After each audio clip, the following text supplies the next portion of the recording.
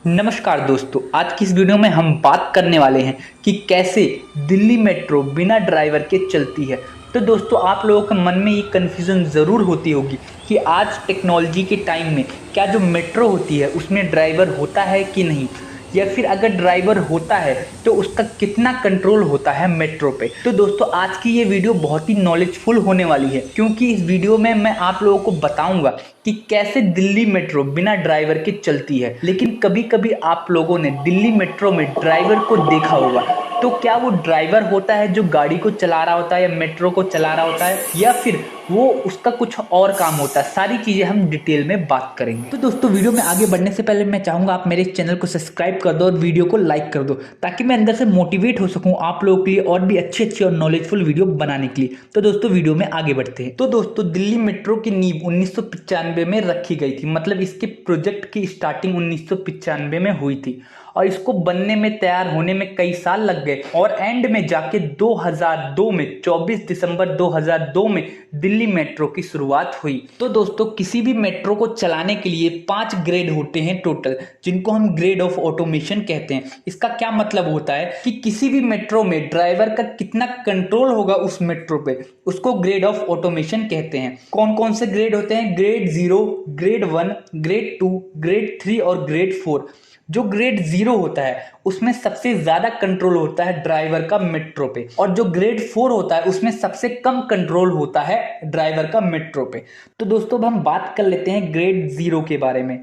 इसमें पूरा control driver के हाथ में होता है। मतलब नॉर्मली हम जैसे किसी कार को चलाते हैं तो पूरा कंट्रोल हमारे हाथ में होता है या ड्राइवर के हाथ में होता है, उसी तरह ग्रेड 0 में पूरे मेट्रो का कंट्रोल ड्राइवर के हाथ में होता है। वही मेट्रो को चलाता है, वही स्पीड उसकी तय करता है, वही गेट को ओपन करता है, सब कुछ, सारा काम जो होता है वो ड्राइवर का होता है। इसमें ऑटोमेटिक कुछ भी नहीं होता।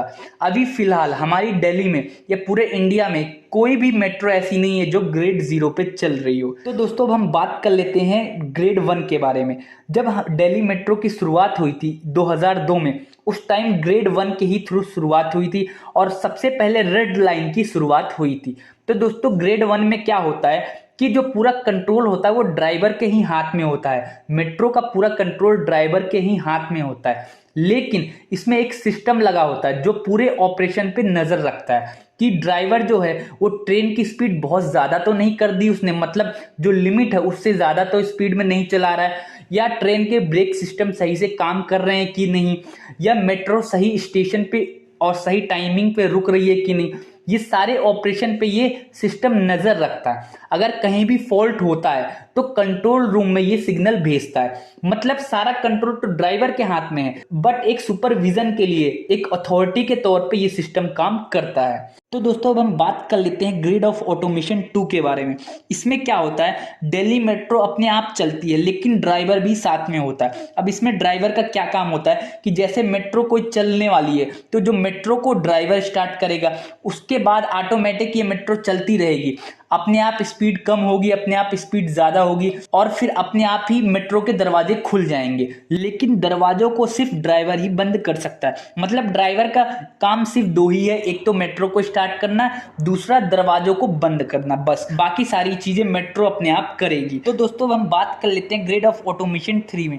इसमें क्या होता है, दिल्ली मेट्रो ऑटोमेटिक अपने आप चलती है। इसमें ड्राइवर का कोई काम नहीं होता। मेट्रो अपने आप स्टार्ट होगी, अपने आप सारे स्टेशनों पे रुकेगी, अपने आप दरवाजे खुलेंगे, अपने आप दरवाजे बंद होंगे, सारी चीजें ऑटोमेटिक होगी, ड्राइवर का कोई काम नहीं होता। लेकिन फिर भी इसमें एक ड्राइवर होता है। वो क्यों होता है? इमरजेंसी के लिए। तो दोस्तों, ग्रेड ऑफ ऑटोमेशन 3 की शुरुआत 2020-2021 में हुई थी। सबसे पहले ये मैजेंटा लाइन और पिंक लाइन, इन पे ही शुरुआत हुई थी, क्योंकि ये नई लाइनें बनी थी और इन पे अपग्रेड वर्जन वाले टेक्नोलॉजी का यूज किया गया था, जिसपे ऑटोमेटिक मेट्रो चल सकते थे, या फिर कह सकते हैं बिना ड्राइवर के मेट्रो चल सकते थे। इसमें नए सिग्नल वाले डिवाइस लगे थे जो कि ऑटोमेटिक काम करते थे। तो दोस्तों, जो पुरानी लाइनें थी उनमें ऑटोमेटिक मेट्रो नहीं चल सकते, या कह सकते हैं बिना ड्राइवर के मेट्रो नहीं चल सकते, क्योंकि जो उसमें डिवाइस लगे हुए हैं वो पुराने लगे हुए हैं, बहुत पुराने डिवाइस है जो कि ऑटोमेटिक सिस्टम पे काम नहीं करते। अब हम बात कर लेते हैं ग्रेड ऑफ ऑटोमेशन 4 के बारे में।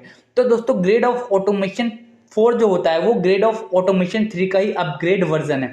इन दोनों में कोई फर्क नहीं है, बस एक ही डिफरेंस होता है। मतलब ग्रेड ऑफ ऑटोमेशन 4 भी ऑटोमेटिक ही चलता है, लेकिन जैसे ग्रेड ऑफ ऑटोमेशन 3 में एक ड्राइवर होता था इमरजेंसी के लिए, लेकिन ग्रेड ऑफ ऑटोमेशन 4 में कोई भी ड्राइवर नहीं होता किसी भी इमरजेंसी के लिए। तो दोस्तों ऐसा इसलिए, देखो ग्रेड ऑफ ऑटोमेशन 3 में भी किसी ड्राइवर की जरूरत नहीं होती, लेकिन फिर भी रखा जाता है। क्यों? क्योंकि जैसे कि कोई नई टेक्नोलॉजी आती है मार्केट में, वो एक तरह से कह सकते हैं टेस्टिंग फेज में होती है, तो इसलिए एक ड्राइवर रखा जाता है। जब वो चीज कई बार रिपीट हो जाती है, मतलब जब लोगों का विश्वास बढ़ जाता है टेक्नोलॉजी में और लोगों को भरोसा हो जाता है कि इससे कोई भी दुर्घटना नहीं होगी, तो उसको फिर ग्रेड ऑफ ऑटोमेशन 4 में अपग्रेड कर दिया जाता है, मतलब ड्राइवर को हटा दिया जाता है। तो दोस्तों ग्रेड ऑफ ऑटोमेशन 4 में जो दिल्ली मेट्रो होती है वो ऑटोमेटिक चलती है और ये 3 कमांड सेंटरों के थ्रू ऑपरेट किया जाता है। उसको कहते हैं CBTC, communication based train controlling system. इसमें एक सॉफ्टवेयर लगा होता है, उसमें सब कुछ पहले से ही प्रोग्राम किया जाता है कि जो ये ऑटोमेटिक मेट्रो हैं ये कहाँ रुकेंगी, कितनी देर में रुकेंगी, अगर उस लाइन पे पहले कोई मेट्रो है तो इस ट्रेन को रुक जाना है, सारी चीजें उसमें ऑटोमेटिक फीडेड होती हैं। उसी हिसाब से इन कंट्रोलिंग सिस्टम पे एक तरह से कह सकते हैं वाईफाई का काम करती हैं और यहाँ से ये सिग्नल भेजती हैं उन मेट्रो को और फिर उसी हिसाब से वो मेट्रो ऑपरेट होते हैं। इन सारी चीजों पे नजर रखने के लिए इन सेंटरों पे कुछ लोग होते हैं जो लाइव मॉनिटर करते हैं कि सारी ट्रेनें टाइम पे चल रही हैं कि नहीं, और जो सॉफ्टवेयर है वो सही काम कर रहा है कि नहीं, सारी चीजों पे कुछ लोग होते हैं वो नजर रखते हैं। एक तरह से कह सकते हैं लाइव मॉनिटरिंग होती है इन सारी चीजों की, इसलिए ये सारी चीजें ऑटोमेटिक चलती हैं। तो दोस्तों उम्मीद करता हूं आपको ये सारी चीजें समझ आई। जाते जाते इस चैनल को सब्सक्राइब कर दो ताकि आपको और ऐसी अच्छी अच्छी नॉलेजफुल वीडियो मिलती रहे। तो दोस्तों वीडियो देखने के लिए आपका बहुत बहुत शुक्रिया।